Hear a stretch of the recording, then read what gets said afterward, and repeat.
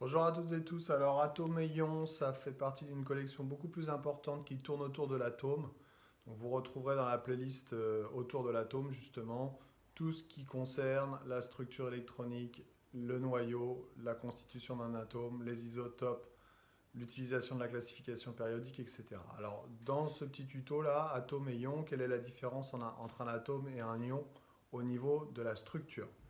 Donc, je vous rappelle qu'un atome, c'est constitué d'un noyau central. Dans ce noyau central, nous avons Z protons, Z étant le numéro atomique, et N neutrons.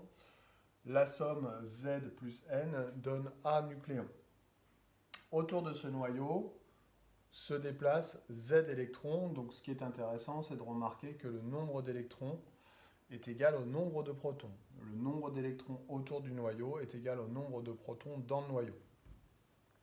Les protons sont chargés positivement. Chaque proton apporte une charge élémentaire positive. Donc si on a Z protons, on va avoir Z plus Z charge positive. Les électrons sont négatifs. Ils apportent chacun une charge négative de même valeur que celle du proton, mais de signe contraire. On va donc avoir autour du noyau Z électrons, donc Z moins. Comme il y a autant de protons dans le noyau que d'électrons autour du noyau, eh bien l'atome va être neutre, parce qu'on aura autant de plus dans le noyau que de moins autour du noyau. Si je prends l'exemple de l'atome d'oxygène a pour numéro atomique 8. Ça veut dire que dans le noyau, on va avoir 8 protons, 8 charges plus, et autour du noyau, on va avoir 8 charges moins, 8 électrons. 8 plus et 8 moins, ça fait bien 0, et l'atome est neutre. Un ion, qu'est-ce que c'est? Un ion, c'est un atome qui a gagné ou perdu un ou plusieurs électrons. Alors attention, parce que quand on gagne un électron supplémentaire, quand l'atome gagne un électron supplémentaire, il gagne une charge moins supplémentaire. Autrement dit, un ion qui est chargé négativement, c'est un ion qui a gagné des électrons supplémentaires. Et un ion qui est chargé positivement, c'est un ion qui a perdu des électrons.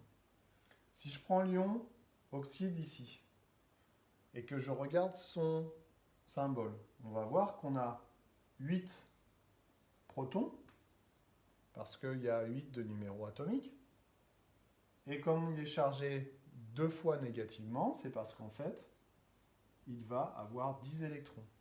8 plus et 10 moins, ça fait bien 2 moins. Donc cet ion-là va être constitué par 8 protons dans le noyau et 10 électrons autour. L'ion lithium, Z égale 3, ça fait 3 charges positives.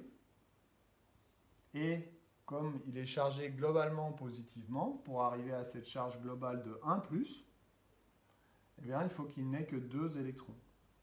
Donc un ion lithium, c'est un atome qui a 3 protons dans le noyau et 2 électrons autour.